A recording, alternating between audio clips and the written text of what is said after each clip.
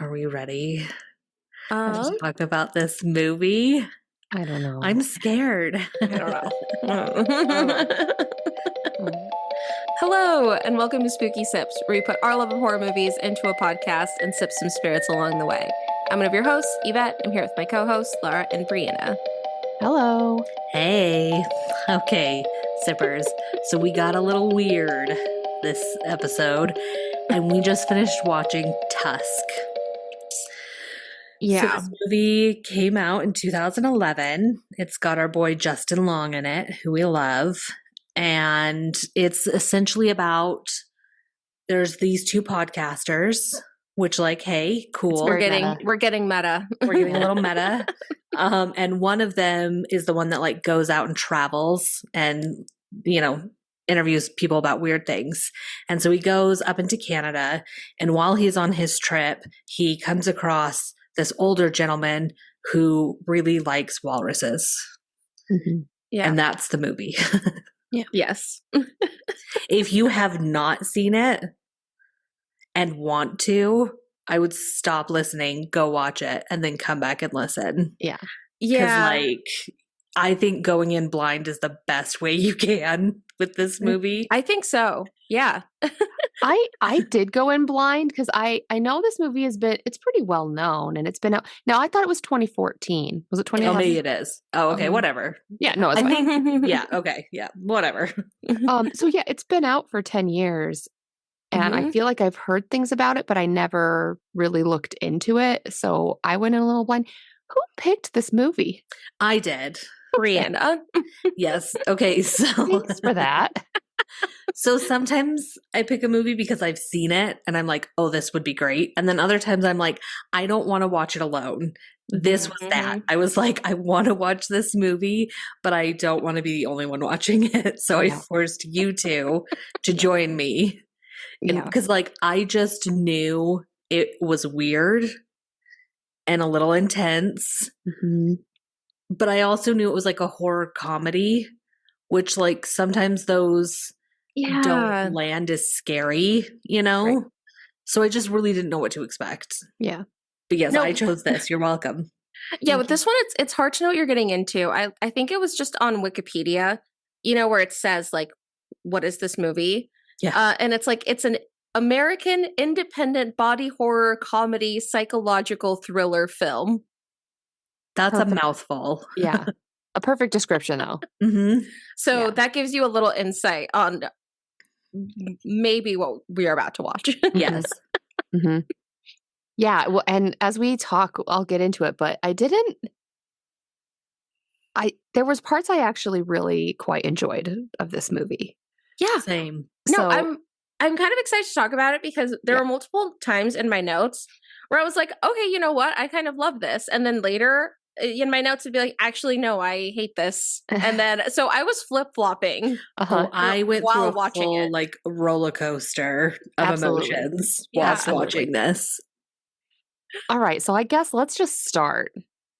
Yeah. So I like how it starts out where you don't even see anything and you just hear people laughing. Mm-hmm. And at first I thought it kind of seemed like deranged laughter, but then it just seemed like these kind of like douchebag. I feel like they sounded like, you know, the shock jocks style. I feel like that's kind of what these guys podcast.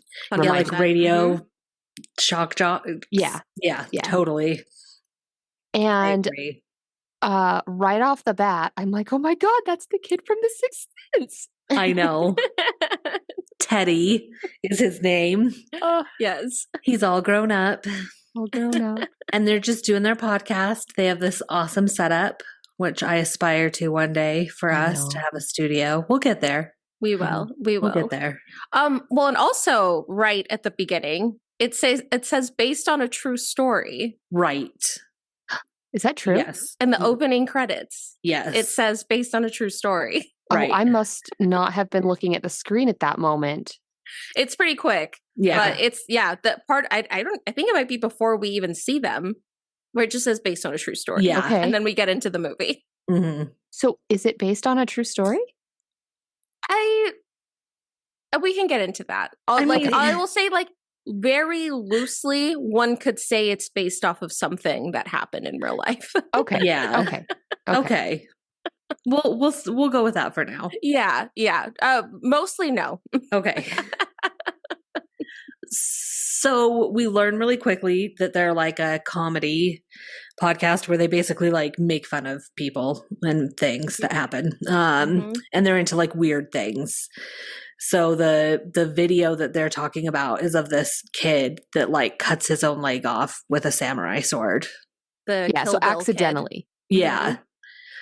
Right. Yeah, so he's just like trying to show off his samurai sword and be cool, but he's clearly kind of nerdy, and then he accidentally chops his leg off, but the video is posted and like you just see all the bone and the I had to like stop and rewind because I was like, "Oh wait, is this supposed to be real?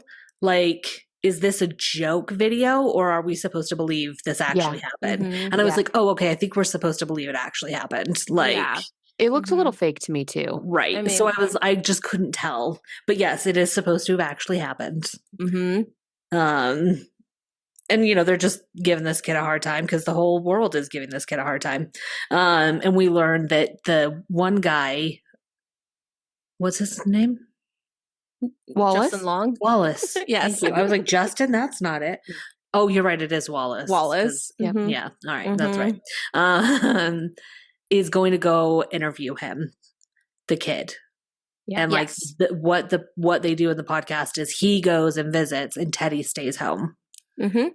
So, because the name of the podcast, which I actually like, the humor of this sometimes was kind of funny because they always had to explain themselves. Yes. So the idea behind their podcast is that one goes and sees things and then tells his friend about it. His friend who did not see the thing.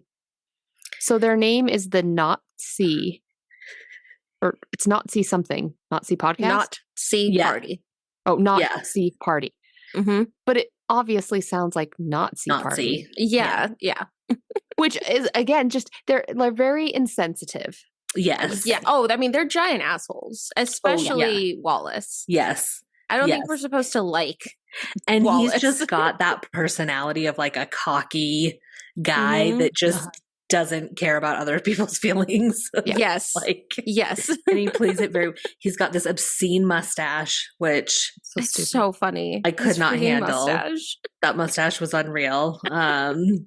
So he just is such a character of himself. Yeah. And we get these like moments of such odd humor. So the kid the Kill Bill kid is from Canada. And so as Wallace is traveling to Canada, he interacts with this Canadian airport employee. Like the equivalent of like customs, TSA, I think is what he's supposed to be going through. And I like there's just such odd humor with it, but I like that the dude gives him a list of what he calls canna do's and canna don'ts. Yeah. I wrote down so many. I feel like a lot of the quotes I wrote down were from this scene. Yes. Yeah. Because there were the canna do's and the canna don'ts, but I also like that line. And then he also, the same agent talks about how like you can't be sad because sadness was made by the US. And then he goes on to say, here, you're red, white, but never blue. Yeah. Which I really had never heard that. I was like, oh my gosh. Yeah. That's too much. It was great. I love that guy. So yeah, it's kind of got that like, I don't know, it's not slapstick, but it's kind of got that like sarcastic comedy. Which again, I do feel like that's one thing that I struggled with this movie is I feel like I couldn't tell. I feel like it tried to be serious and funny. Yeah. And like a dark comedy kind of way, but I feel like it kept like flip-flopping. Like the tone didn't quite feel the same throughout the whole movie. Totally. I agree. I feel like parts of it really worked and then other times it missed. So it just felt like kind of different genres of movies all together that didn't mesh well together all the time. Yeah. Sometimes it did work, but a lot of times it didn't. Yeah. Oh, I do have one. So I watched a little like documentary on the making of this movie, which they released like really only a few years ago. I think it's probably like 5 years after it was released to like about 5 years ago. And it's mostly just them going around set, which is honestly kind of fun to watch. But I think it was the actor that plays this customs agent, because they were talking to him about like getting into acting. And he was basically saying that he used to be a teacher, and then he started posting like funny videos of himself like getting drunk online, and then got into acting. And he was like, so like F them kids, I'm gonna go into acting.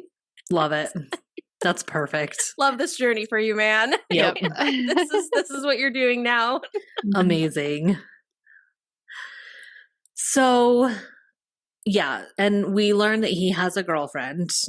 Mm-hmm. And he's a real asshole to her. So mean. He's so mean. He like is not faithful to her and thinks Mhm. that's funny that he's not, and like he won't let her come with him on trips, and he's He just like makes super, fun of her accent yeah, at some point. Like, Yeah. he's just super like demeaning, and I don't know. Yeah, he's just mean. It's also like just so aggravating because she is so gorgeous. She's so gorgeous. Like she is Mhm. so out of his league that like it's like he's putting her down because he's not good enough. and Yeah. she seems really sweet and caring and like Mhm. a really good person. And Yeah. he's just a She's just dick. trying to get the old Wallace back. Yeah. Yes. The nerdy Wallace. Ugh. Yeah, because they make it a point to kind of say like he used to be a good guy and a nerd, but then that didn't serve him very well in life, so he made this choice to just be a dick. Yeah, he Yeah. like sold out. Yeah. Mhm. Yeah. I mean, he's talking about like getting to interview people where it's like, oh, they turned down Oprah, but they came on my podcast. Yeah. Right. Which is why we're changing the strategy of our podcast. I am ready. I feel like I'm kind of due for like a change. Yeah. So I'll Mhm. I'll take one for the team. We're shock jocks now. Yeah, I'll become the asshole, and we can like make Laura cry Yeah. every episode. That's and good. We'll get I the think this is a- soundboard queued up. Yeah, I think it's a really good idea. Yep. Here for Love it. Love it. Yes. So Wallace goes to interview Kill Bill, and then when he arrives at his house to interview him, the Kill Bill kid, it's his funeral. Yeah. So the poor Kill Bill kid had killed himself before he had a chance to be interviewed by the shock jock guy. Yeah. And he is such a dick about it. Like he's just so annoyed and pissed off with this kid. Like Mhm.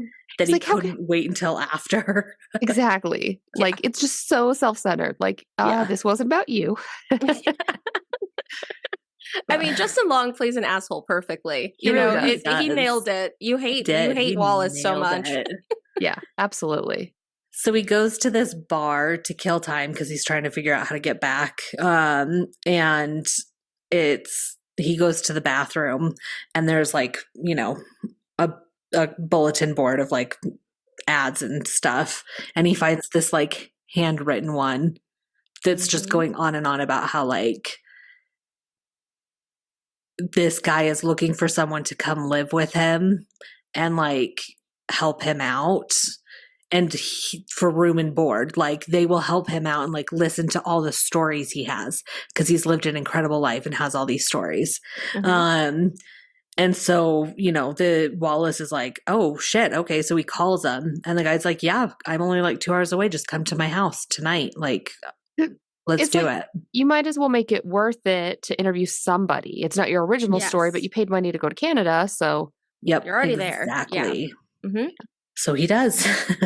And when he gets to the house, I really did love the vibe of the house Mm-hmm. with just the creepy kind of like masks and figurines, and it's very dark, and I did like the vibe of the creepy house. Yeah. It's got like a gothic, spooky historian vibe to it. Yeah. I think kind of up to this point, and then a little bit more like once he starts talking to the guy. From there, it starts, I think, more classically horror movie. Mhm. Like, Yes. just kind of a regular setup, someone on their own goes to a house that they're not familiar with, and something spooky is about to happen. So I actually really liked the beginning of the movie. Yes. Yeah. Because it seemed like just more of a regular horror movie. Totally.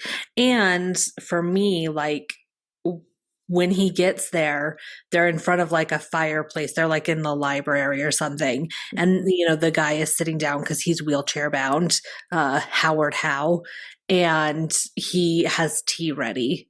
And I don't know if this is like because I'm a woman, but the minute that Wallace took the teacup and drank it, I was like, oh, it's 100% drugged. Yep, Yeah. totally. Like, 100% drugged. Immediately realized you that. just knew. Yeah. No, like as soon as, even the way he said it, something about it, it was like he should not drink the tea. Yeah, like it's very special tea. Like it's like, yeah, okay. Yeah. And I just love the way that Mr. Howe speaks. Oh, yes. Like the way that he just says simple sentences is like you're just enthralled in every word he's saying. Like, it's like he speaks in poems and in quotes from books. My favorite one when he was, first telling some stories is he was quoting, and I don't know if this was a real quote from Hemingway, but what he said was, and I think this should be a tagline for our podcast, is only do sober what you do drunk. Yes. That sounds like something Hemingway would have said. I was like, I like that. I feel like that's good advice. Yeah, because he talks about how he knew Hemingway because he met him on a ship. Yeah. Yeah, I feel like he so the actor is Michael Parks. He absolutely crushed as Howard Howe. Like the acting in general was pretty good. I thought the acting was very good, actually. It's pretty good. Yeah. For what this movie is, the caliber of actors that they were able to get is impressive. And I know Kevin Smith, who is the director for this movie, he wrote this character of Howard Howe, like it was written specifically for Michael Parks. And he said, like, if he had turned it down, he just wouldn't have made the movie. Oh, interesting. Like he had him in mind and him alone. And I can see why. I feel like he kind of crushed it. Yeah. Okay, so off my very thorough research that I just made in the last 10 seconds, it looks like it is actually a quote, but what it is always do sober what you said you'd do drunk. That will teach you. Oh, that's even better. That is good. Yeah. So apparently that's the quote. Yeah. Okay. Nice. But yeah, so he's telling all these stories about him being on a ship and meeting Hemingway. And he does tell the story of he was shipwrecked and had to spend time. Was it on an island? Yeah, I think it was an island. Yeah, I think it was like a little rock island. Like it wasn't like an inhabited island. Yeah. And so, all the rest of the crew and the boat had crashed and perished, but he survived and he ended up making friends with this walrus on the rock named Mr. Tusk. And just that Mr. Tusk was very warm and friendly and like embraced him. And the only friend he ever knew. Yeah, the only friend he ever knew. Just great old time on the rock. Well, and he saved his life. Yes. Right? Yeah. That's what got him to the island was he was taken afloat, Mr. Tusk. Yeah. But before we could hear too much more, we realized there probably was something in the tea. Yep. And because Wallace, getting real sleepy. Yep. And then he just falls off the chair. But not before, as he's like being told the stories, he comes across this really interesting thing on the wall that was hanging on the wall. And so he's asking Howard Howe, what is this? And turns out it's like a rock solid walrus penis. And it made me think. The word for it? Oh, I didn't write down the word for it, but it's like a specific thing. So it's this specimen of the walrus penis, and it made me think baculum. Baculum. That's what it is. Okay. But it made me think of my husband and I just got back from Iceland. I don't even know if I told either of you this story. Oh God. I don't think so. I'm scared. So in Reykjavik, we went on this this food tour, and it was really cool. But when we're walking along, our guide had pointed out this museum of philology. Did I not tell either of you this story? No. It's a penis museum. Nice. Yeah. And so it's kind of like you go in, and so we decided to go because we had a couple hours to kill, like between cocktails and dinner. And so we went into the museum, and one of the draws was that they had delicious, like penis-shaped strawberry waffles. And we're like, well, the people are raving about the waffles. Let's go. You gotta go. Yeah. But we went through the museum, and I was honestly a little bit disappointed. I was hoping it was going to be more interesting. It was just a bunch of things like Wallace found in Howard House, things like just a bunch of like either, in those formaldehyde jars or dried just animal penises of every variety. Walruses, whales, mammals. Wait, what more were you expecting than that? Yeah, what did you... I was expecting more art. Like, okay. Oh, like just, okay. Not just like, and there was some art, but a lot of it was just like cut off preserved penises. And I was like, after about 10, it gets kind of boring. Right. Yeah. You can only see so many pickles in a jar, Yeah. Exactly. But how were the waffles? The waffles were really good. Okay. The waffles were delicious. That's what matters. Yeah. That is what matters. So, yeah. Anyway, I digress. So, we learned about the penis bone. Uh-huh. Yes. Wallace passes out. Yep. He's gone. He's gone. He wakes up the next morning and he's in a wheelchair. And he looks rough. Yeah, he does not look good. He's in a wheelchair. I think he might even be tied to the wheelchair. Because it's one of those like really old school wheelchairs, like with the wicker back and whatnot. Yeah. And he has a blanket over his legs. And he complains that his legs are numb. And that's when Mr. Howe explains that a brown recluse bit him, his leg, like crawled up his pant leg and then crawled out. And so Mr. Howe, called a doctor that lives just down the road, and he rushed over to help Wallace because they can be deathly. They can be fatal. Yep. Yeah. And then Wallace pulls the sheet off of his lap and discovers that his left leg has been cut off, like right above the knee. Just gone. Can you imagine? No. Like going somewhere, waking up, and then a part of your body has been amputated? Yeah. And especially a part of your body that makes it so you now cannot escape. Yes. Like it's not, his arm would be bad enough, but with his leg, like he now is stuck there until someone else comes to help him. Yeah. Right. And he panics and screams and loses his shit. And he's like, I need to make a call. I need to make a call. Yeah. And he's like, oh, the doctor stepped on your phone and it's broken into pieces. Like it's all just, it sounds untrue. Yeah. Oh yeah. The doctor took the other phones so that you could rest. Yeah. Yeah. And this is when then I feel that Howard starts to reveal his crazy. Yes. Yeah, this is where we really get into the walrus of it all. Yes, exactly. It sure is. That's a good way of putting it. So he confesses that he's been making a walrus suit and it's almost done. And does he say specifically that his plan is to put Wallace in the walrus? Well, because he talks about how he was waiting for the right person and that, what Wallace now needs to focus on is giving up his humanity, who he is as a person, and embracing and becoming his walrus self. Because he wants to answer the question of, is man indeed a walrus at heart? I wrote that too. That was the quote. That was one of the quotes I wrote down. and then I just thought to myself, is that a question people ask? Howard does. I've never asked that question before. Is man a walrus, really? Yeah. Would you still love me if I was a walrus? It depends on how big your tusks were, I think. Well, because I had also written down that somewhere around this point, we also got the line from him where he says, you would be, it's when he's looking at the penis. That was it.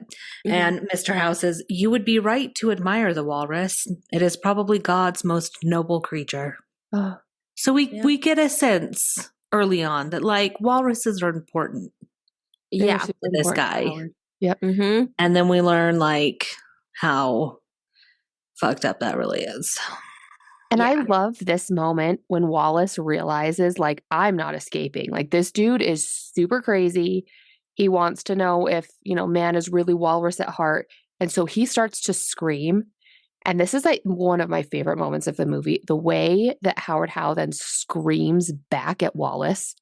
Yes. Because Wallace is just screaming and then he just goes so crazy and just like screams back at him. It's so good. And then it just pans out to the outside of the house of them just in the windows screaming at each other. So good. It made me think of The Silence of the Lambs. Yes. Catherine and Buffalo Bill scream at each other. Yeah. Definitely. And then we get one of there's two moments in this movie where it was just very obvious that like this was just such a passionate, like well acted and well rehearsed monologue. I felt like there was a couple of them in the movie. And so we get the girlfriend just like doing this monologue and she's talking and she's just showing all of these emotions and acting. And I thought she did so good. Agreed. Yeah. It was really good. Because it's like really close up on her face, but she's clearly talking to someone, but it's all just about like her and her thoughts and her emotions. And she's crying. Yeah. Did either of you know who she was talking to? I suspected. Yeah, I was kind of like, had a it's theory. gotta be, right? So it ended up being Teddy, the other podcast guy, and they're having an affair. Because Teddy's like, he's awful to you.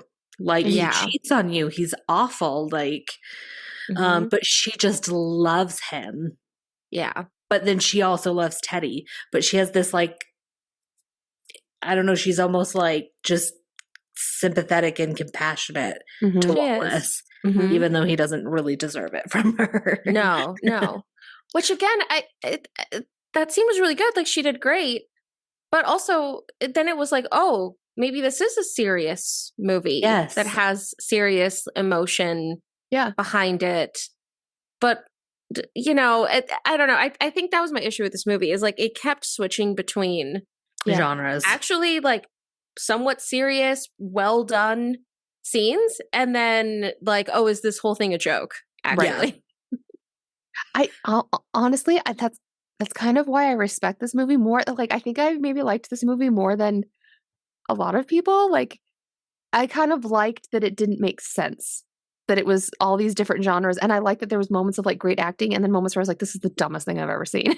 It almost like was for me. I almost like was slightly reminded of like an Adam Sandler, like in the old heydays of Adam Sandler movies, where like there's serious moments where like it's actually talking about like human nature and love and compassion and like, but then they do these stupid dick jokes in the next scene. So it almost kind of felt like that for me. Yeah, just kind of like flip flop. So we can get back to the scene. We get this whole emotional scene, and then we see that both Allie and Teddy leave their phones in the bathroom to charge. Which who does that? Who charges their phone overnight in the bathroom? Yeah. Who does not have that right by their bed? Yeah. I know, but sometimes I'm like, maybe I should like, and just get an alarm clock. Because I'm just so addicted to my freaking phone. But, Also, this was 2014, which was 10 years ago. So maybe our relationships with our phones were a little less addicted. Yeah. But who thinks you shouldn't have anything like the plugged in living above room. your sink? Right. Well, like that's put it in the living room or maybe even the kitchen. Yeah. So the bathroom sink. Like, and they were on like little stands above the sink. Like it was like, that is, you are going to electrocute yourself. That is plugged in directly above your sink. That's a good point. So they don't have their phones on. And then we go back to Wallace. And he's just in a room now, recuperating or whatever. And he hears his cell phone ring, which this part I thought was weird. I was like, why was his cell phone in there? Yeah. I know, because It was still on. It still made sounds. And then Right. he clearly had access to be able to get to it. Yeah. And so he did. He wheeled over and he got Mhm. it and he called them. Mhm. And he left them both voicemails being like, I know this sounds fake, but this is actually happening. Help me, please. Like, I'm going to Yeah. die. Mhm. And here's my problem. I get maybe at first you're not thinking. You call your girlfriend right off the bat. When she doesn't immediately pick up, you leave a very short message and then call emergency. Now, would you know how to call in Canada? So I did look up how to call in Iceland. Okay. So maybe that should always just be on my checklist. If you go international, look up what it is. Because I I was gonna always say, look like, it up. he was in a different country. So maybe he was like, well, shit, I can't call 911. And maybe he just panicked. He was probably also medicated and all that. I wonder Fair. though, what would happen if a person who had an American cell phone plan Called 911. was in Canada and called 911, Mhm. would it somehow still go to 911? Yeah. I don't know. I don't That's think a it good question. would if it's not the right number. Yeah. I mean, you're Okay. going soon, Yvette, so just test it out for us. Yeah, immediately call. You can use 911. Okay. I wasn't sure. Mhm. Like, that's just an error right there. Like, you call 911. I know. No, I thought the same thing. I was like, why are you calling multiple people before at least attempting 911? Yeah. Because, Google it. Like, Google emergency number Canada. Because Okay. they honestly could have even had it be like the cops just blew him off. Right. Like, what? That's Mhm. crazy. Like, they could have even thrown that in and that would have been believable enough. Okay, but it was 2014. Do you remember internet on your phone in 2014? Yes. We were working Yeah. on like maybe 2Gs back then. No, that's Yeah, true. When you're You- traveling internationally. Just a Google search would take a minute. No, that's That's true. true. That's true. Because Valid. they also like make it a point where he has to explain what a podcast is. You know, yes, radio like show. Howard is, older And old but, school, right? but still like his explaining, it's like, a radio show, but not on the radio. And how like how was like, what? I know. Mhm. So I thought that was pretty funny. But then he barges in and Mhm. takes his phone away. So it's like, okay, so you didn't want him to have access to his phone. Right. So why why did you give leave it to it? him? Yeah. Like, Yeah. With Yeah, like so I the don't know. loudest, most obnoxious ringtone you've ever heard. I know. Yes, it's so annoying. It was so annoying. Yeah. I mean, was it going was to write down what it fitting. was. Fit, it fit the guy. Was it about did. like margaritas or something? I think Wasn't it? maybe, I don't remember. Yeah. I honestly it- didn't write it Yeah. down. Yeah. But yeah, It it was was weird. it was an annoying. Maybe it was about margaritas. That Yeah. sounds right. Yeah.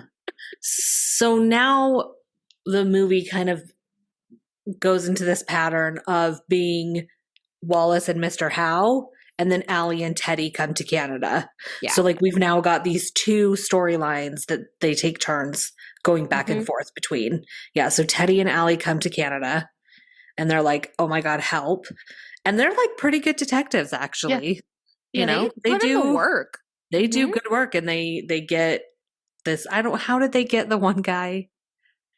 Okay, so they go to the cops, and the cops are saying, there has been some reports of like maybe a serial killer because there's these bodies that keep washing up, or we keep finding that have been amputated And Mhm. skinned some of them. and so then the cop is like, well, there's this one guy who's been this one detective who let me know about this, so give him a call. That's So right. the cops hook them up with Mhm. the Okay. guy. Yeah. Which I like the first scene with him. What's his name? Guy Guy Lapointe. Lapointe. Yeah. Yeah, Mhm. I was like, oh my God, is that Johnny Depp? I know, right? I didn't recognize him. I could tell, but I was like, holy shit. Like, he has crossed eyes. He has clearly like, So who was prosthetics. it? It was Johnny Depp. It was Johnny Oh, Depp. was it? Oh Yeah. my God, I didn't think it was actually him. No, it was it's actually Johnny Depp. Oh, that's He too is funny. uncredited. I was gonna so say I didn't I don't think know I if he- saw yeah. his Oh, is name. he? he is, yeah. So it is in fact Johnny Depp, but he is not credited Oh, you're right. Yeah. in the movie. I think I honestly don't really know why. I tried looking up why he did it. I think it was just he and the director decided to just do that. Okay. I mean, this whole movie has kind of an indie. Well, I was going to vibe to say, it. because it is like an independent film, I have heard of times where like a big name actor will have like a cameo and they keep their name out so that it doesn't become about them. Mhm. Yeah. So that may have been part of it. Was just, I thought- you know, don't say he's in it. Just Yeah. a little surprise. I thought his character was amazing. I Yeah. loved, like, this is kind of what drew me into the movie. I was like, I actually love every scene he's in. It's so good. And he's No, like yeah. totally supportive of Allie and Teddy. He's like, I believe you. Let's go. Let's find him. Like, Oh, yeah. so they team up to go find him. No, in my notes, once we meet him, I just wrote like, who is this cop? Uh-huh. Also, I think I don't hate this movie. Yeah. So Yes. this was one of the like, okay, they got me. Let's see what's happening. Mhm. A quick fun fact about Johnny Depp is that he improvised most of his lines for this Awesome. movie. Nice. So Yeah, he that's really just awesome. rolled up in a day and just improvised all the lines for this weird French cop character. Yeah. Yeah, I because I love think it. he came from Montreal. Yeah, so it was like a French Canadian, but like his accent was very Right. French. It was so Yes. amazing. So good. So while they're getting acquainted, we're also seeing, and I had written this down before, but I think, you know, it happened at the same time. Mm-hmm.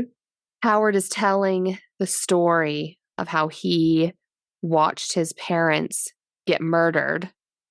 And then he ended up having to go to this home for boys where, you know, he endured a ton of abuse. And you're just seeing him sewing body parts, and it's blood and skin everywhere. Mm-hmm. And that shit is true. So I can't remember the name, but it's the something orphans. That's a real thing that happened It is. in Canada. And it was atrocious. Like it was Mm-hmm. obscene and criminal and horrible. So like, yeah. Okay. Yeah. Mm-hmm. So But you're yeah, seeing. it's a long monologue too. Like he's telling this story like in detail while you see him work. You can't tell what he's working on, but we get diagrams in the background, and then we maybe even see like a sewing needle or something. It's very Yeah, a you little, can't yeah. tell what he's doing, but I hated it. But we're like, oh, we know. I was Yeah. wondering about you, Yeah. Yvette, because I was like, oh, I bet she doesn't like this. No. Mhm. Yeah. But Body then horror is not my favorite. Love then body we horror. do Ugh. see it. Once they show it, I just wrote down vomit. Like I was like, this is the most disgusting thing. Yeah. I rewound it and paused it so I could like see everything that had happened because it was so much. So I was like, I like went back and tried to like scan everything that happened. It was so disgusting.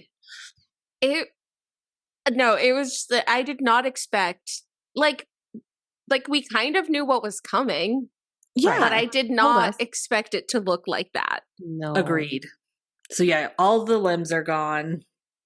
Well, yeah, so the limbs are gone, but then Oh, not the arms. You're right. They're like, the arms have been made into webbed, like giant webbed fins.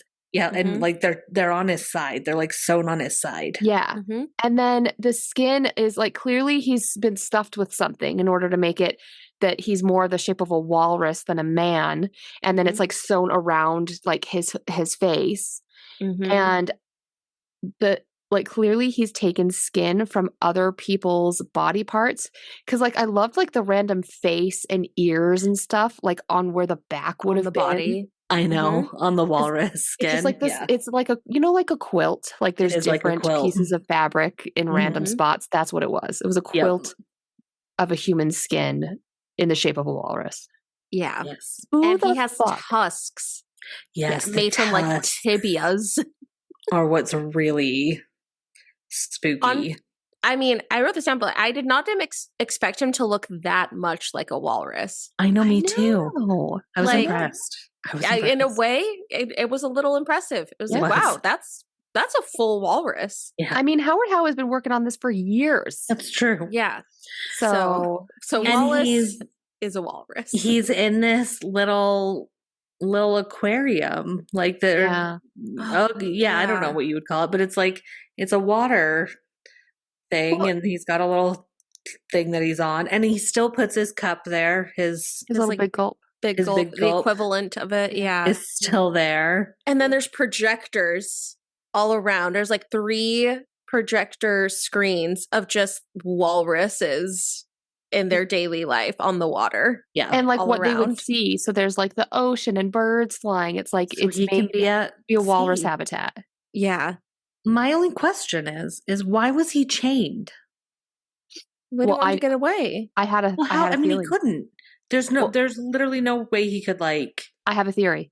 Okay. If that was me, if I was like, my limbs are cut off, my face has been cut off, I have my own shaved tibias going into my nose, I would just drown myself. Okay. I would Yeah. That makes absolutely sense. jump into the water and breathe it in as fast as I could. Yeah. That Like, actually I don't want to makes live sense. like that.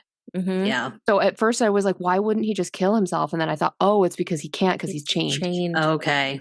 Uh-huh. Fair. I feel like one other thing that made it horrifying is Justin Long's screams when this is happening. And I when I was watching it, I was like, why isn't he talking? Right. Like, you see he's reacting to all this, but he's not saying anything. So you realize, like, oh God, he can't talk. Like, he did something. Yep. To make I think it he cut his tongue out. Is now. Yeah. Yeah. Mhm.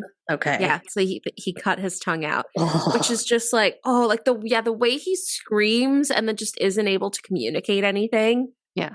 Made it so much scarier. Yes. For me. So horrific and gruesome. Yeah.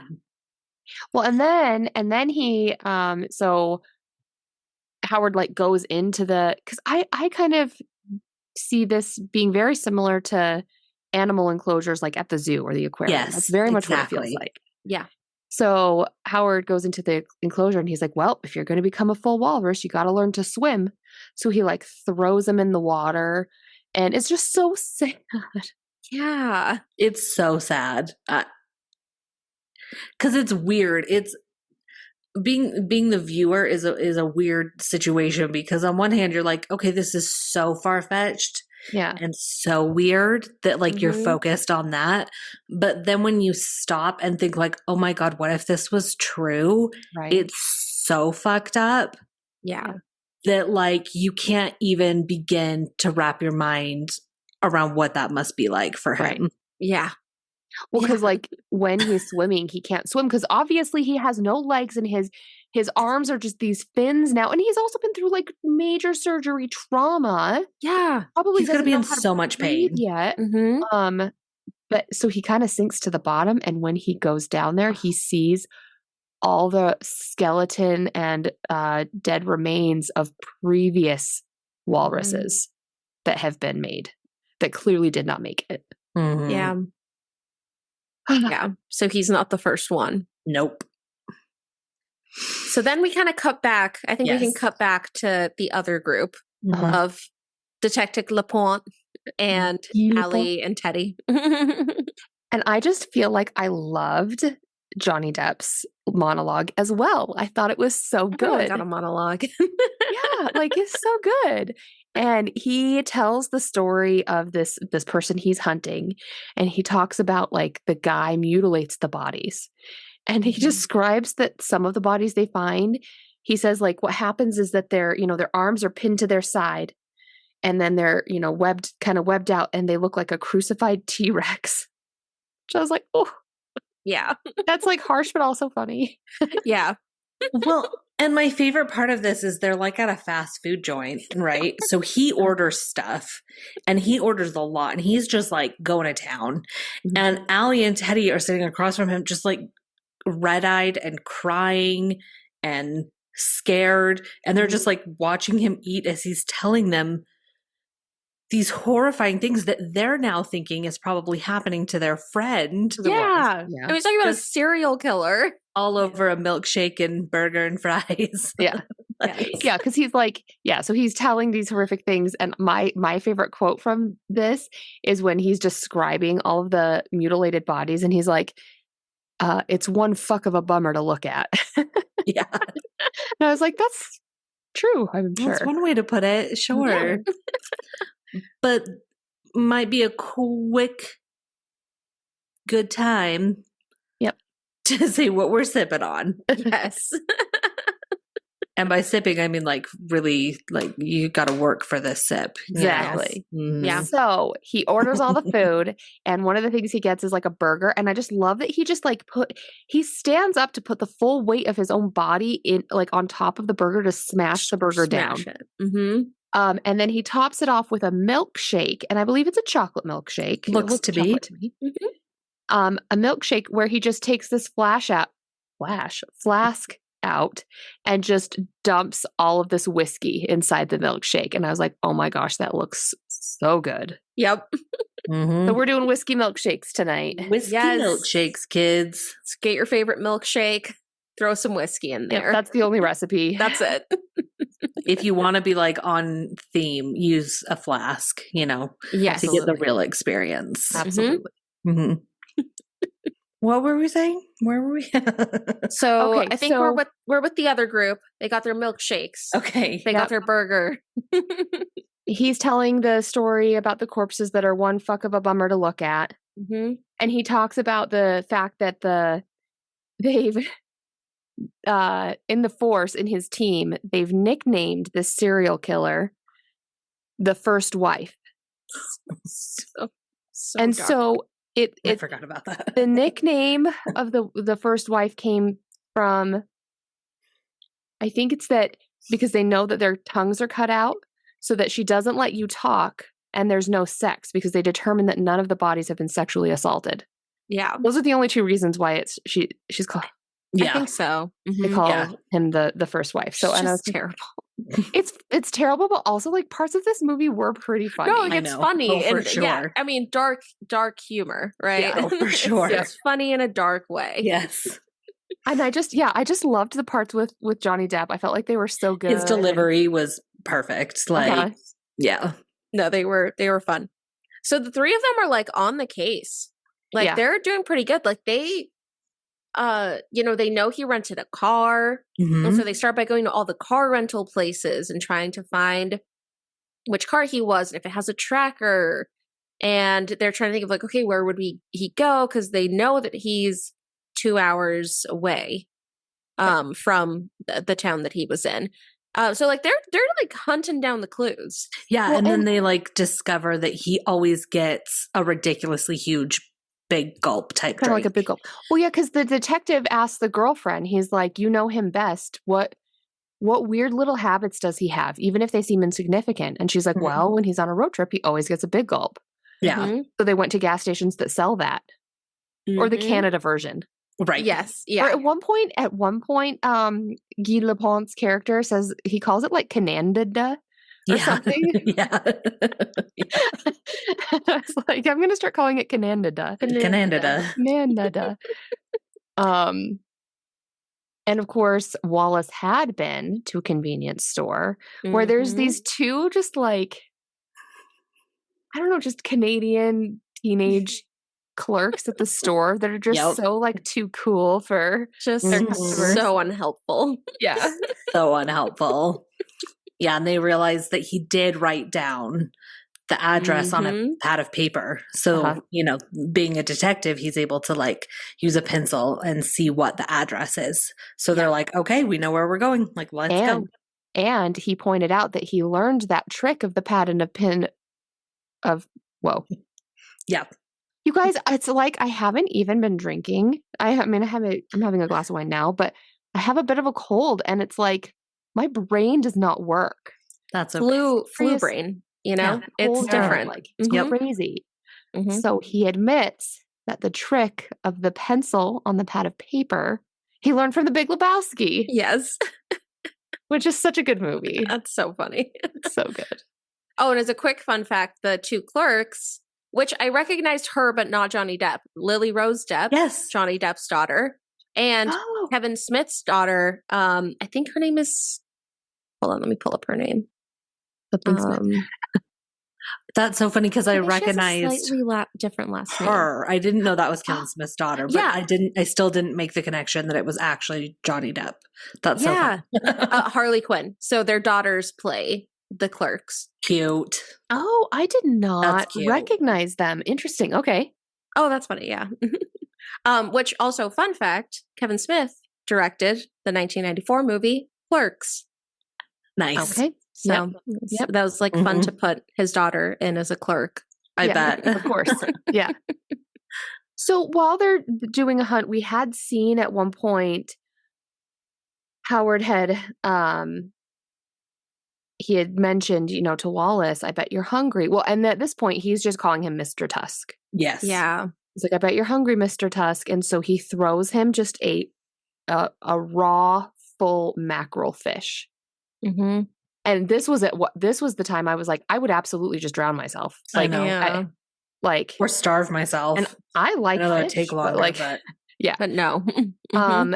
But so we see Wallace kind of starting to become the walrus, and he eats the fish.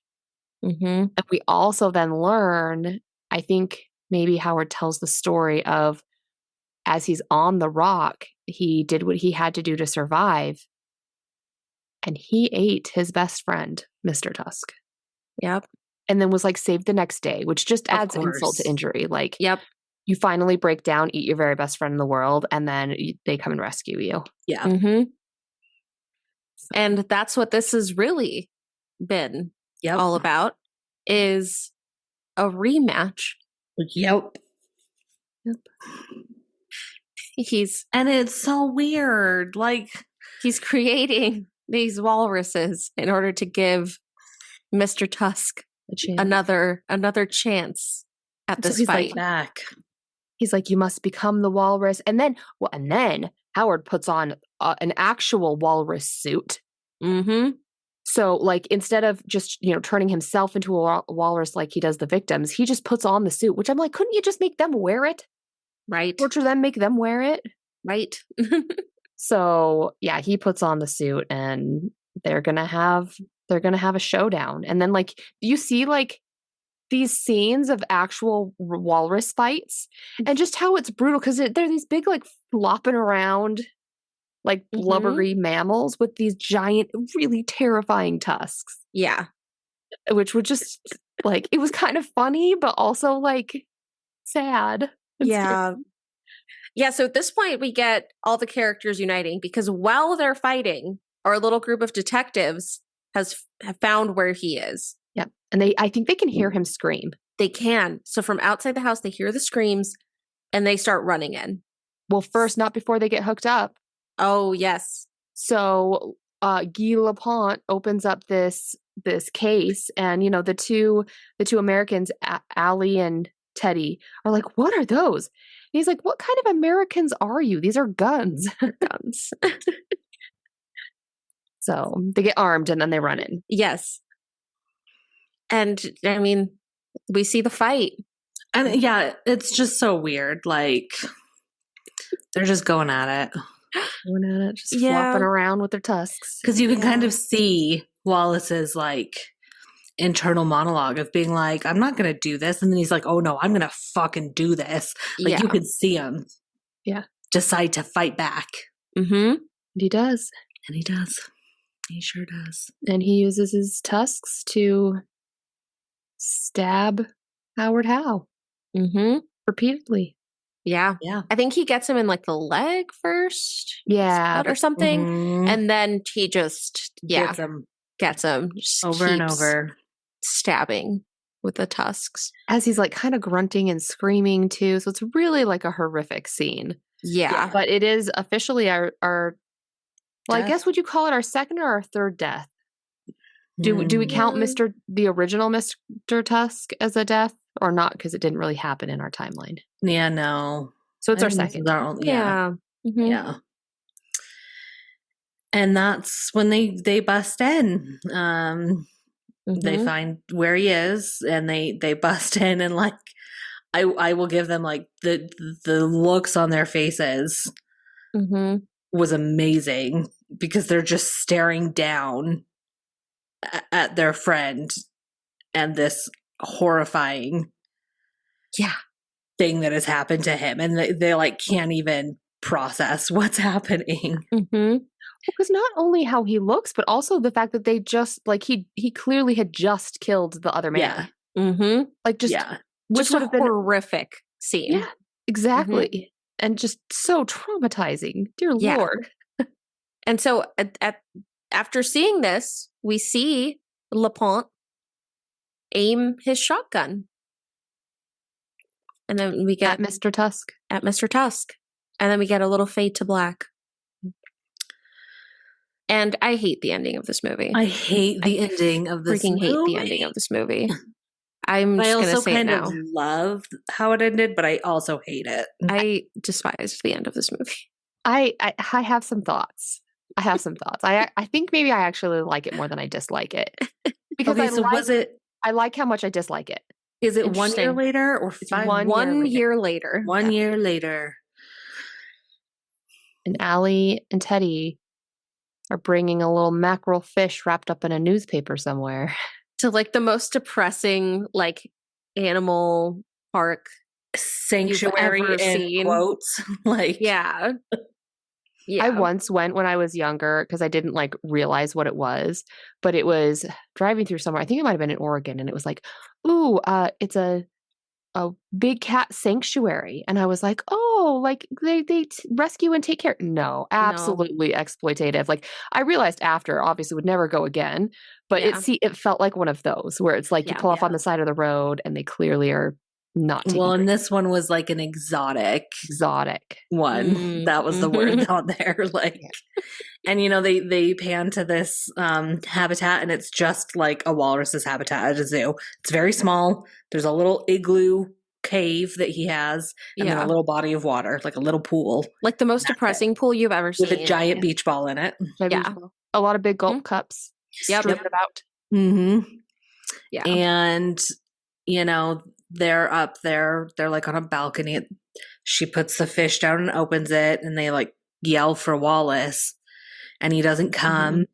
And that's when Teddy's like, "Give him the fish."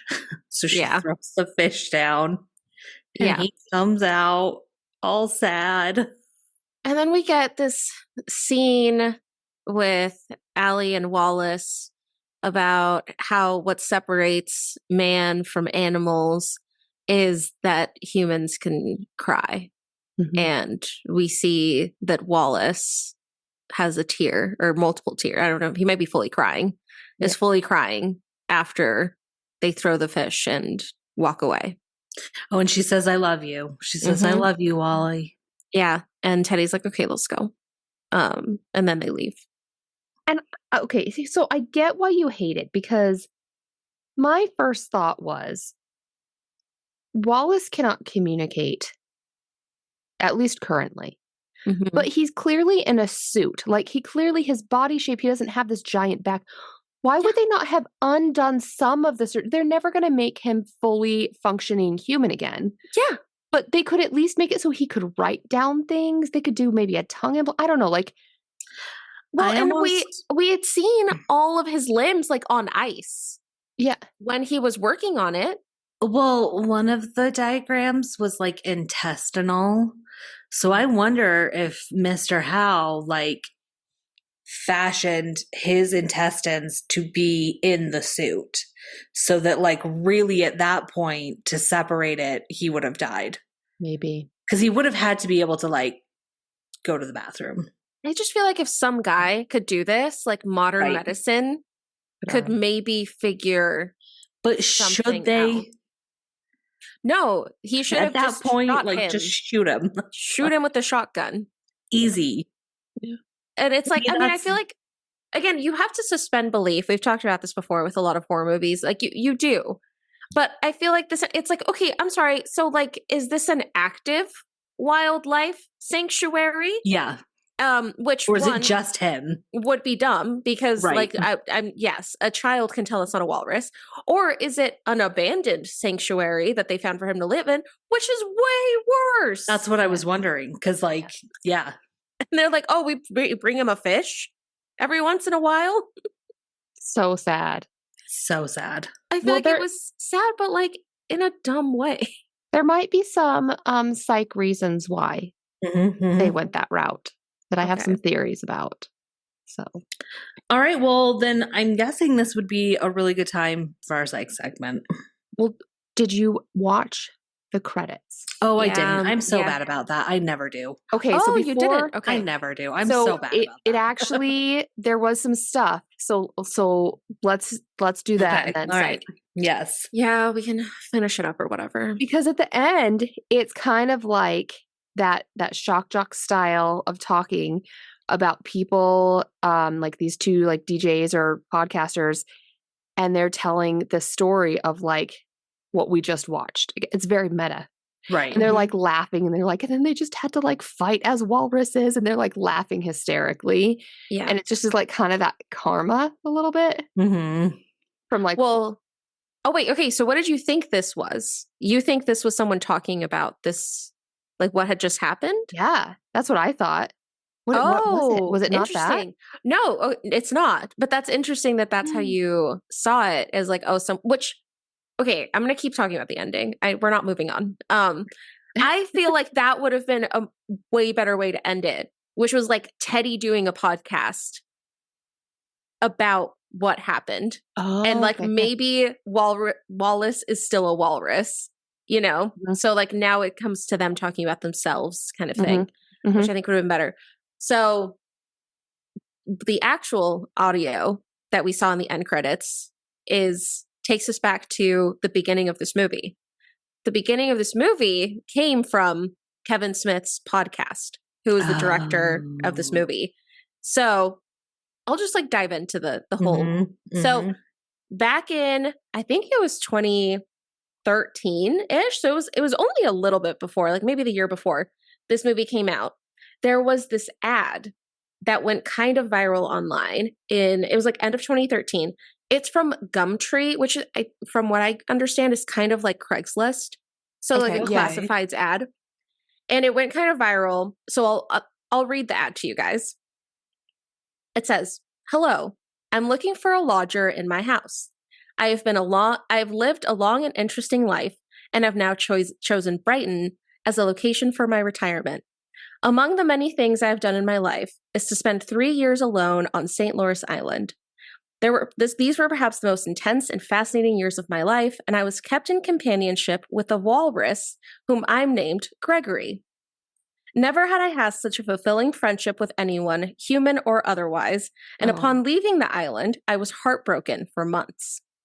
I now find myself in a large house overlooking Queen's Park and am keen to get a lodger. This is a position I am prepared to offer for free, no rent payable, on the fulfillment of some conditions. I have, over the last few months, been constructing a realistic walrus costume, which should fit most people of average proportions and allow for full and easy movement in character. To take on the position as my lodger, you must be prepared to wear the walrus suit for approximately 2 hours each day.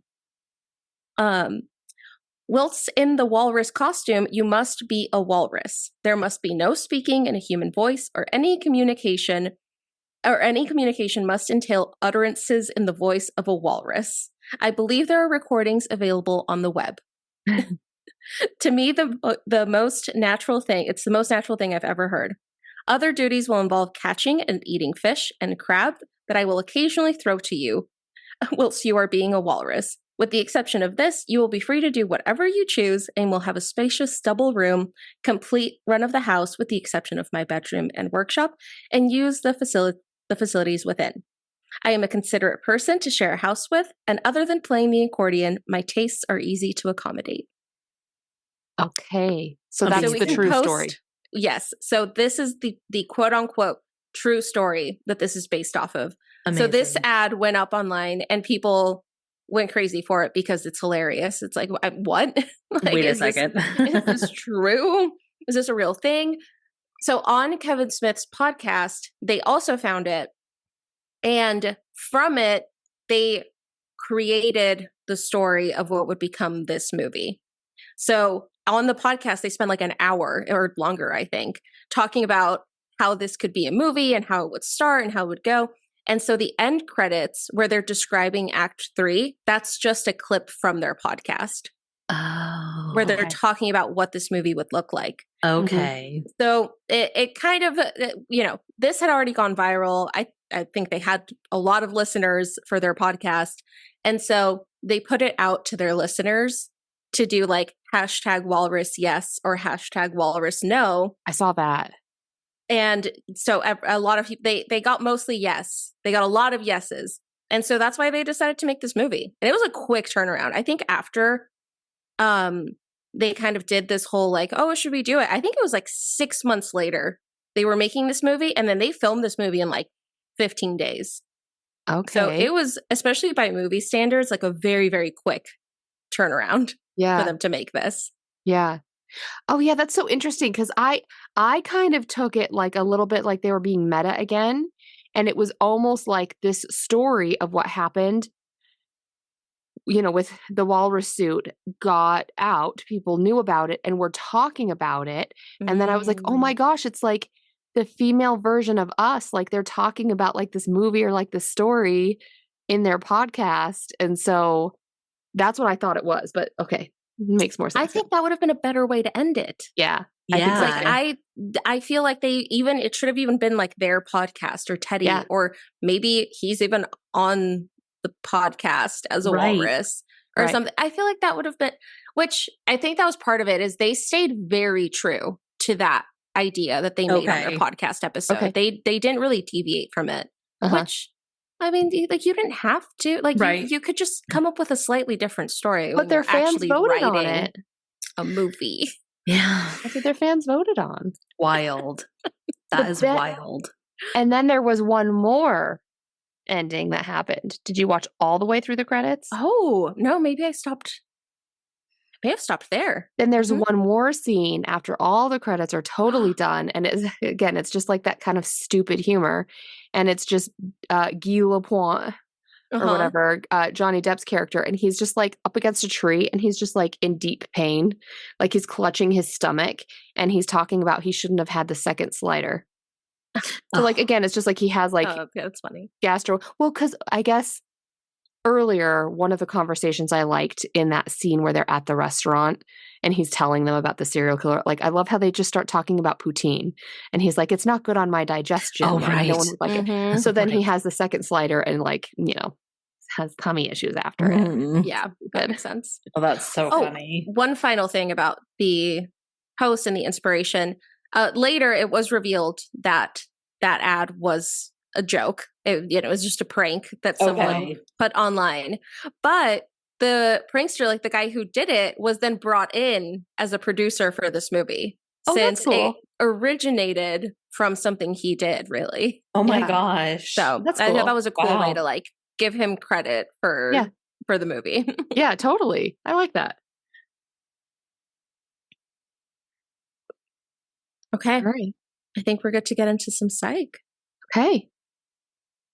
I was one of our fans gave us some feedback recently where they said they don't like if I give my own disclaimer and that it needs to come from one of you because if I give my own disclaimer, they don't like it. So we have to go back to our roots. Okay. That's so true. That is how we started.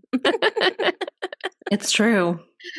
All right. So just a reminder, everyone, Laura's not a real doctor, but it's okay because these are not real people or real walruses. No, they are not real walruses.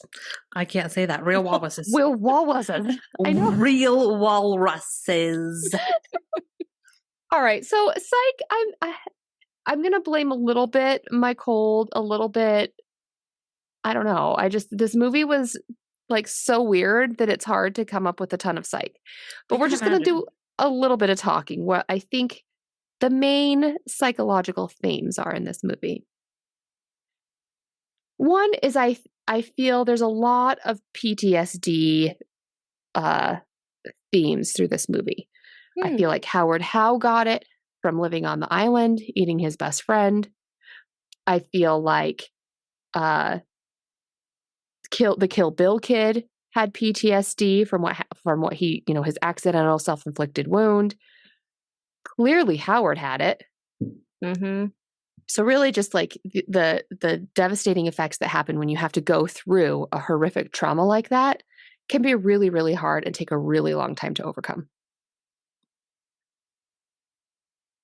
But then I also want to talk about what I think maybe led Wallace down the path to be primed to turn into a walrus rather than remain a human.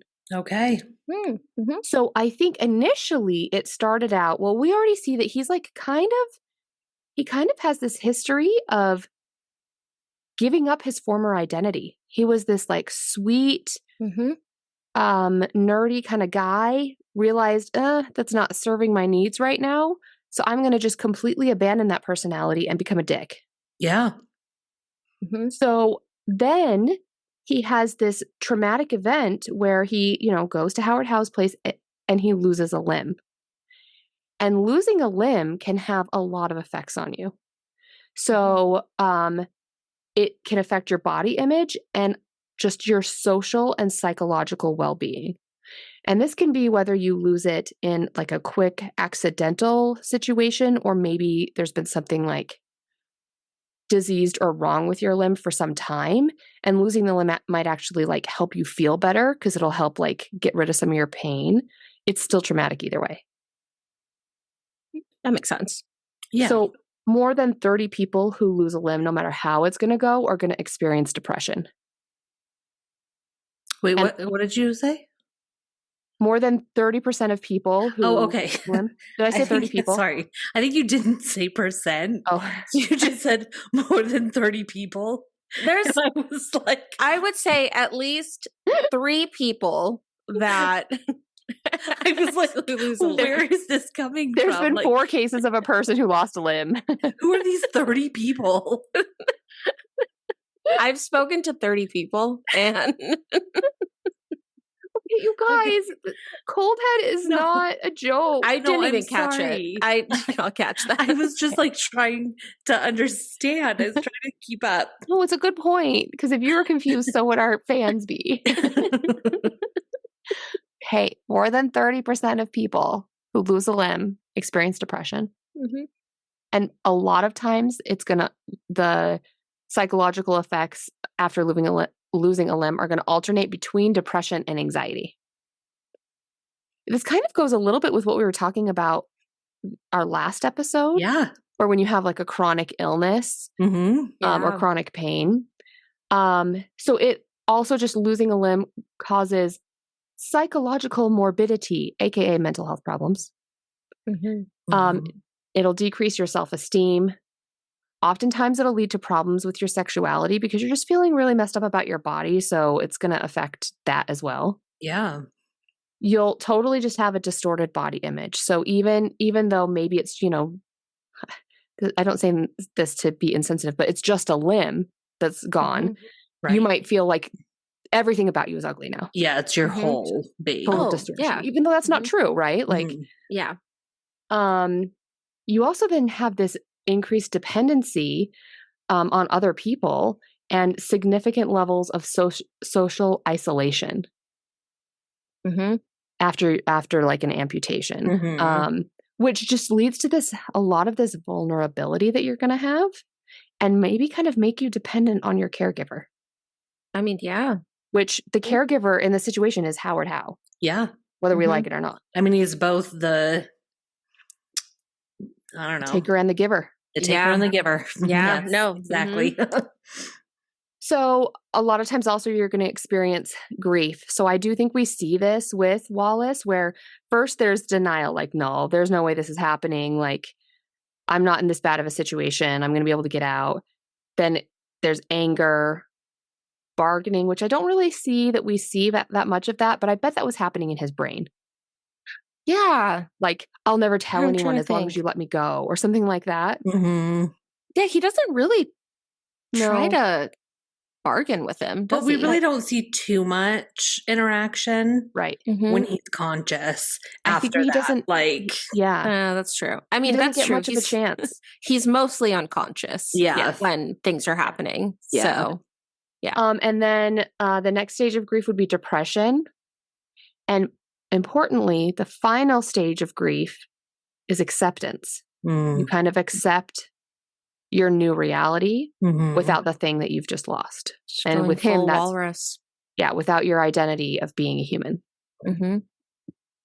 So when you have, and this is even just talking about the loss of a limb, we haven't even gone into the full walrus thing, but some problematic coping skills that people will engage in when they've lost a limb could be overcompensation. So that would lead to things like becoming overly aggressive, refusing the help you need, like being like, no, I don't need help, I can do it myself. Starting to like engage in manipulation and just obsessing over of your new situation and like the predicament you're in.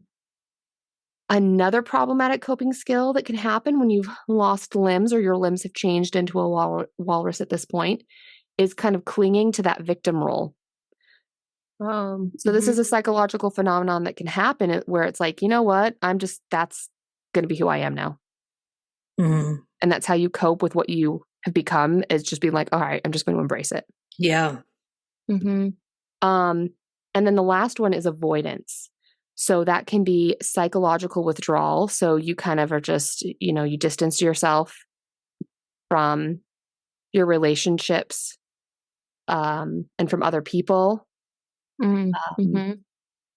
Addictive self-soothing and social withdrawal. So it's kind of just like you go into yourself because you realize that you don't want to interact with anyone else from your past.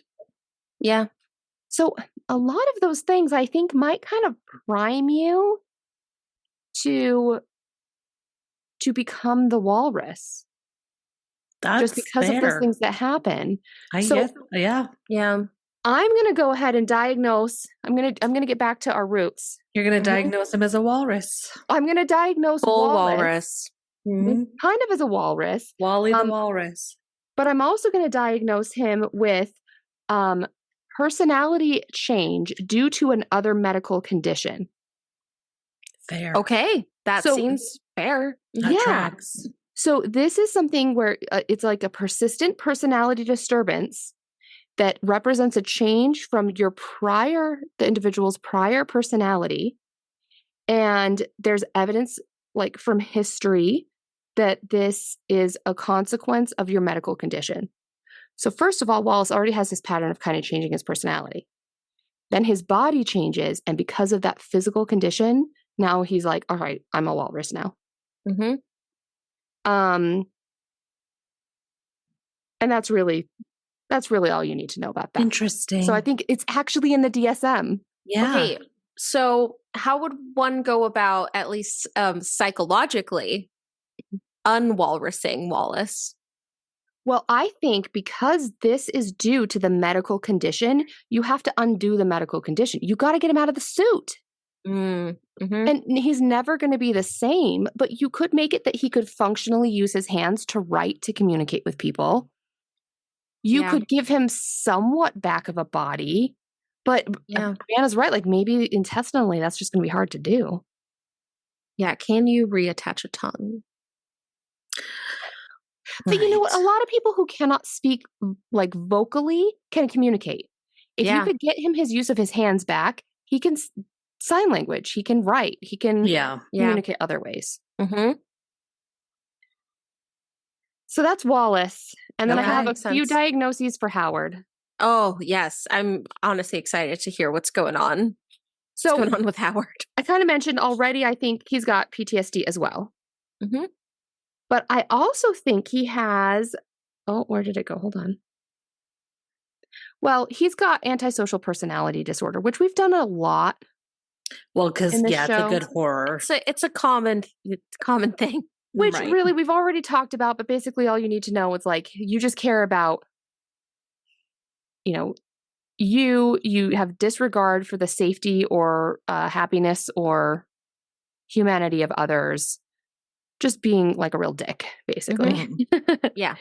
But also one we haven't talked about is I think he also has obsessive compulsive personality disorder, which is different than just obsessive compulsive disorder.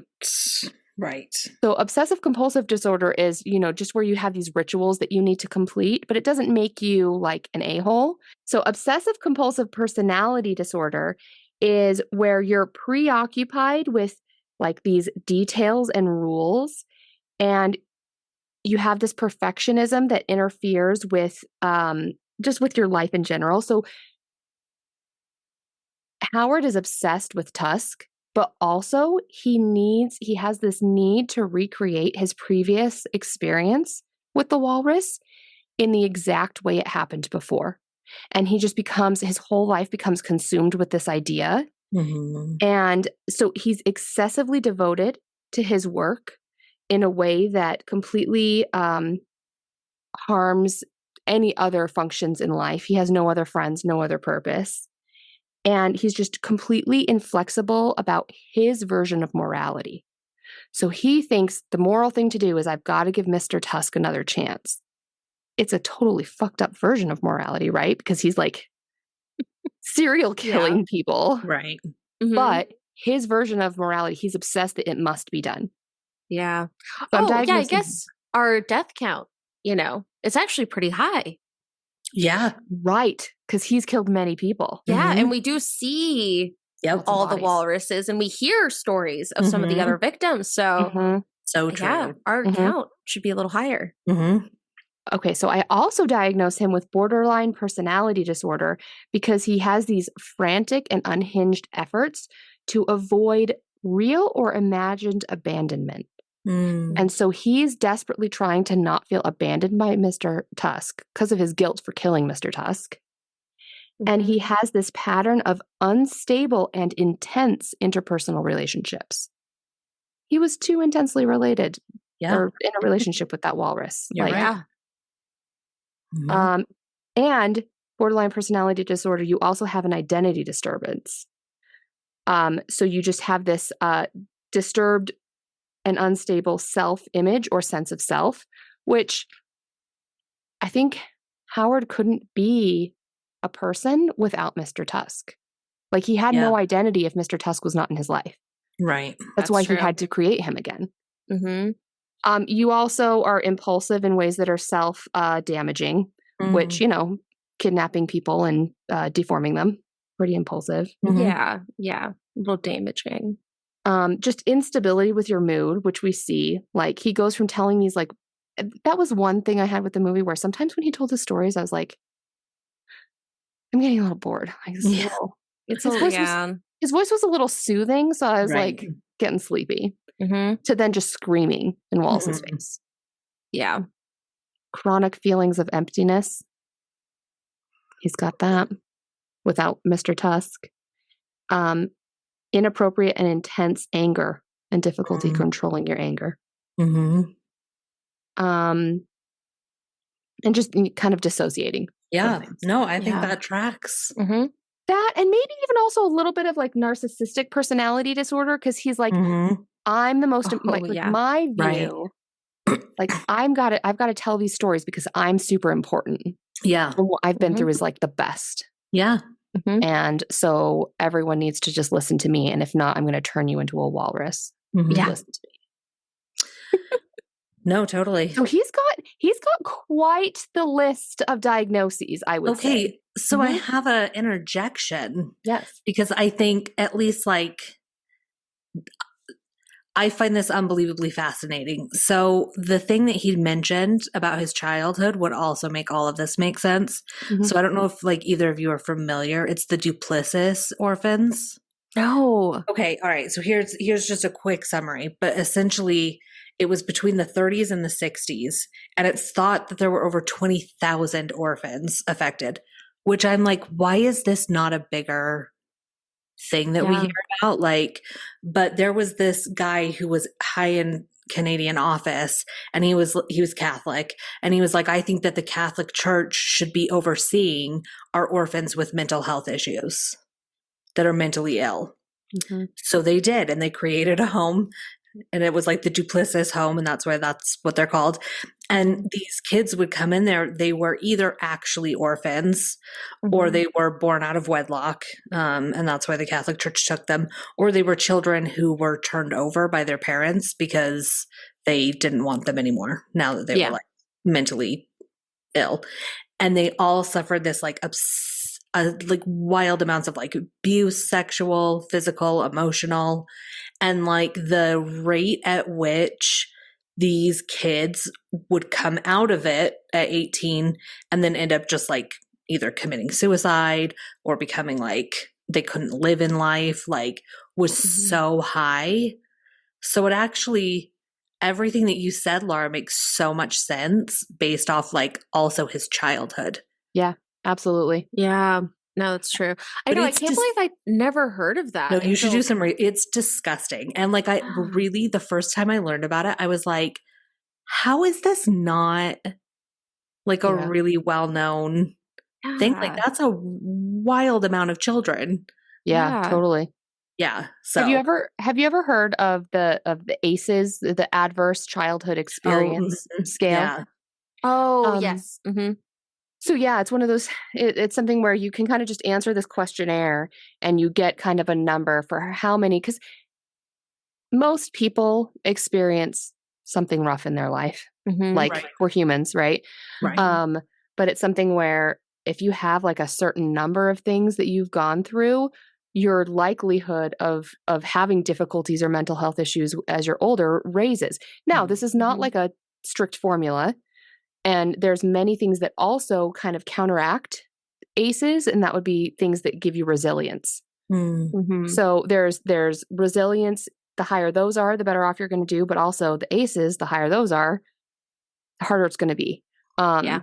And I feel like kind of the orphans you're talking about, and then Howard Howe, they had not a lot of factors of resilience, and a lot of those ACEs. Well, especially because the way he told the story, like he escaped when he was 15, I think he said. So he basically went right from the orphanage to Mr. Tusk. So like it makes sense that he would have so intensely enmeshed himself with this walrus. Yeah, Because definitely. he didn't really have anything else happen in his life between the two. Yep. It's just bam, bam. Yeah. Wild. So it's so interesting because I like learning that this movie kind of came from just this stupid prank letter that then these podcasters were just shooting the shit talking about it. Like, what if we made this a movie? Really, when you like psychologically break it down, there's actually a lot some there. there's some very deep and very meaningful connections to what they say and what happened. Yeah. Yeah. So yeah. Fascinating. Wow. Well, are there any other fun facts we didn't get to? Yeah. Let's see. I think I talked about a lot of them while we were talking, but I think I have a couple more. So one is that before Johnny Depp took the role, Quentin Tarantino was offered the role. Oh my goodness. Detective Lapointe. But Okay. he turned it down, which I can't picture that. No, me neither. I mean, I can picture it, but I think honestly it would have been bad. I think Quentin Tarantino thinks too highly of himself. Yeah. Like, and so he's always Quentin Tarantino, whereas Johnny Depp, I feel Can like be a character. doesn't take himself so seriously. Yeah. That like he did perfect with it. He knows how to become the character. Yes. Yeah. Absolutely. Especially considering that he improvised a lot of it. That means that that role could have been completely different if someone else had taken it. And I think Johnny Depp did a good job. He was my favorite part of the movie. Weird character. I loved him. Honestly, it saved the movie for me. So the budget wasn't super high, and Kevin Smith, the director, said that most of the budget was used to obtain the rights to use the song Tusk by Fleetwood Mac. Oh my gosh. Okay. I mean, some of those song usage rights are pricey. Wild. Yeah. So I really thought you were going to say most of the budget went toward the walrus suit. So that's what I thought you were going to say too. Actually, I think the walrus suit must have been pretty cheap to make. I think it was just like polyester and foam that was kind of painted but just a lot of to look more like skin and stuff. Yeah, but like that's not that expensive to get. No. I guess it wasn't actually made with skin, so it's probably easier than. Yeah, we can make that clear. Last I checked, it was not made with real skin. Oh my gosh. And then I figured I would talk a little bit about the release of this movie because I do feel like we'd all heard of it, but none of us watched it. Yeah. And I don't think we're the only ones. So the movie was released September. Well, actually, I can go back a little more. So we had the podcast, we had the voting, all of that, got it a lot of attention.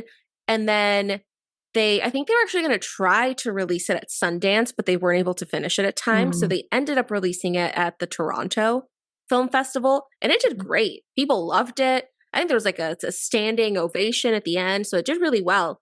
And then it came out to the box office September 2014 and absolutely bombed. It did horrible. It made like $800,000 during its opening weekend, which is like, that's really bad for a movie. I'm trying to think of like what else was really popular, because like maybe that had an impact. Like what else was coming out? I mean, it was 14th place at the box office. Damn. So I don't even think it was that one movie did really well and took from it. It was that minimum 13 other movies were in theater that people liked more. Interesting. And so it ended up, so opening weekend was 800,000, and that was honestly a pretty good chunk of what they made. Overseas, they only made $21,000. Oh my gosh. So pretty much no money overseas. And then grand worldwide, they made 1.8 million, which for a movie is not very much at all. Especially when you consider like the talent that was in this movie. Yeah. That's very, very low. Yeah. Okay, I did look up what other movies came out 2014. Oh, yes. So they were up against some stiff competition. Okay. So I'll just list a few of them. Number 1 was American Sniper, which actually, no, I did see. It was pretty good. I may have seen that. No. Number 2 in the box office for 2014 was The Hunger Games. Oh, okay.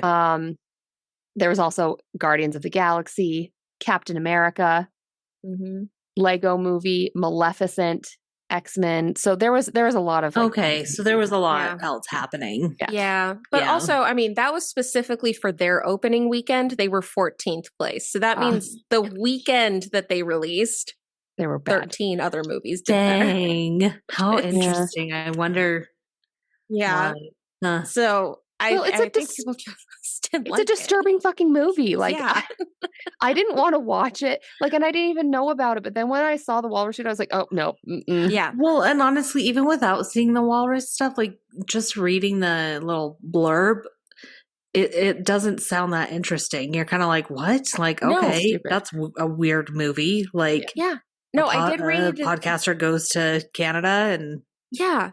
I read like the 2-sentence, summary of it. And I was like, this seems weird. Yeah, it doesn't sound super intriguing. So not really that shocking that it kind of bombed in the box office. But after that, it kind of found its audience. You know, after it went to DVD and more people started watching it, started spreading a little more.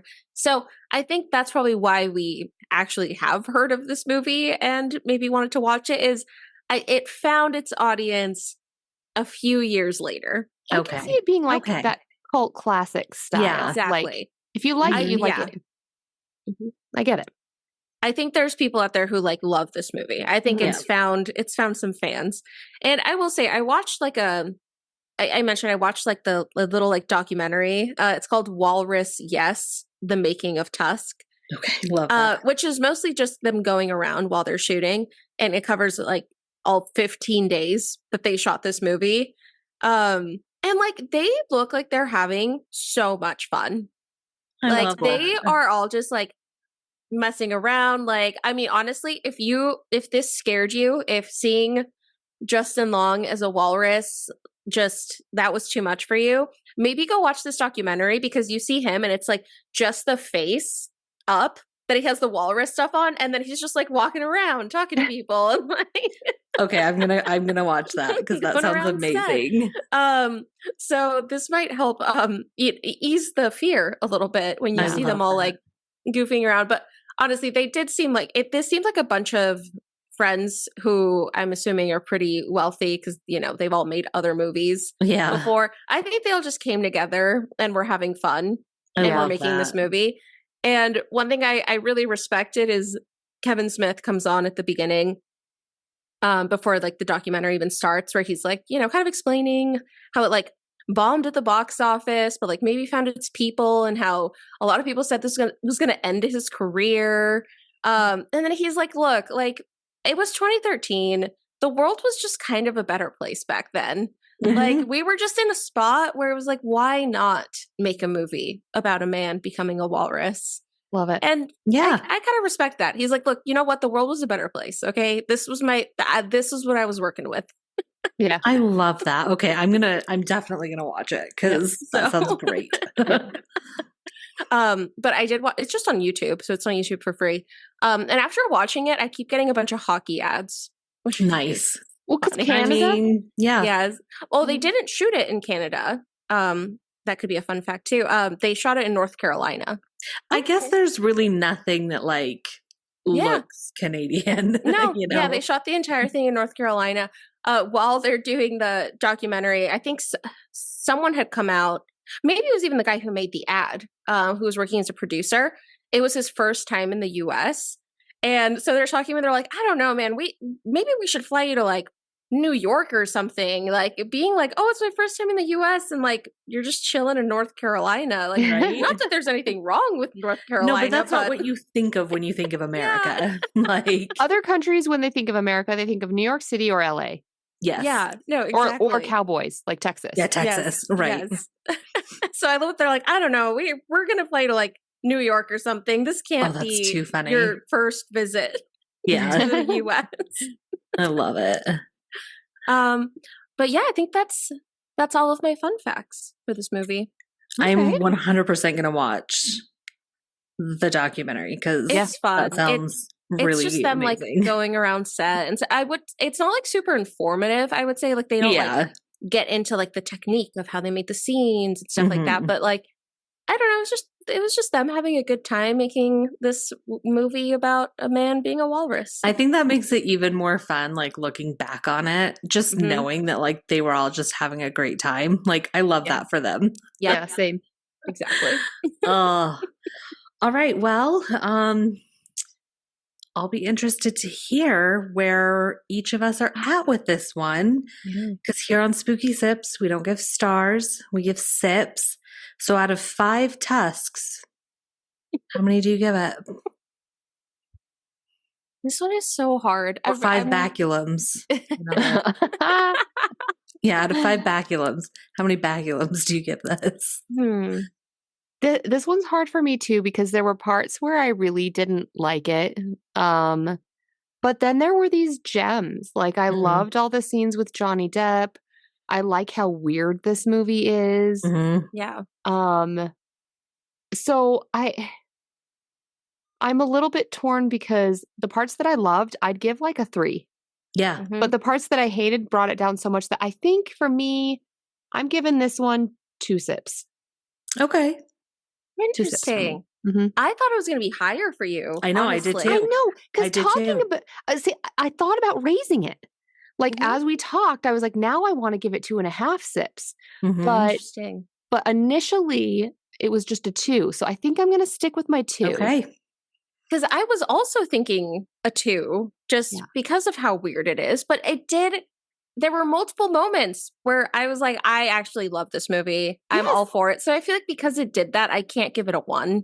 Right. I can't give it a 1.5. I think my last 1 or 1.5 was maybe the last movie we did, Night Swim. Yeah. And I feel like this can go a little above that. So I think it's a 2 for me in that it's not great, but it's not the worst. There's gems. There's little gems. Good yeah.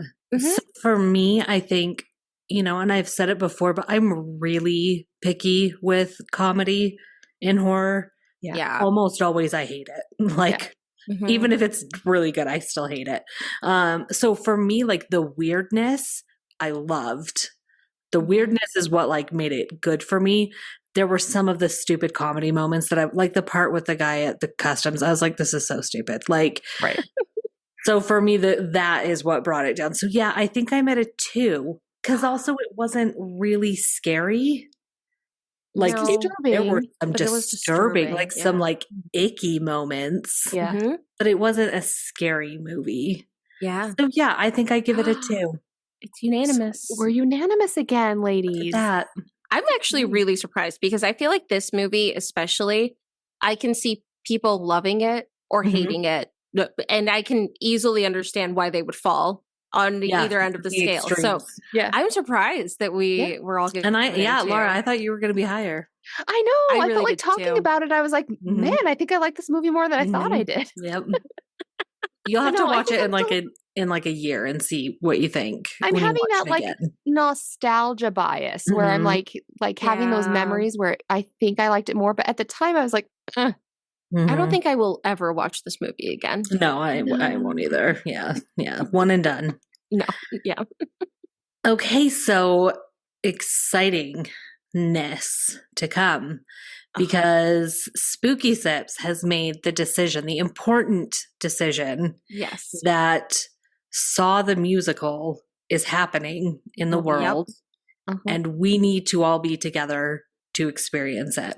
Absolutely. So we will be having another Portland trip where we're all in Portland together, and we will be seeing the live Saw the musical. We are also apparently in the splash zone. Yes, I'm so excited. I don't know what that means, but I'm nervous and excited about it. Now, are we releasing the Saw movie first? So what we're going to do is we thought we should watch Saw first. So we're going to watch Saw and we're going to do an episode on that. Yes. And then we'll be giving you the episode on the live action. But yes, so if you have not seen Saw, and this is Saw 1. Yes, just the first one. Just the first one. That's the only one we'll be going off of. If you haven't seen it, get watching and get sipping. And we'll see you next time on Spooky Sips. Bye. Bye. Bye. The anticipation is killing me. I know. Thank you for listening to Spooky Sips. If you enjoyed this episode, don't forget to rate, review, and subscribe wherever you're listening. To stay up to date on all the spooky things we're up to, follow us on Facebook and Instagram at SpookySips_podcast. And if you want to help support the podcast, consider buying us a coffee, or really a cocktail. We are completely independent, so every little bit goes a long way to keeping our podcast running and improving. Thanks again for listening, and we'll see you in 2 weeks.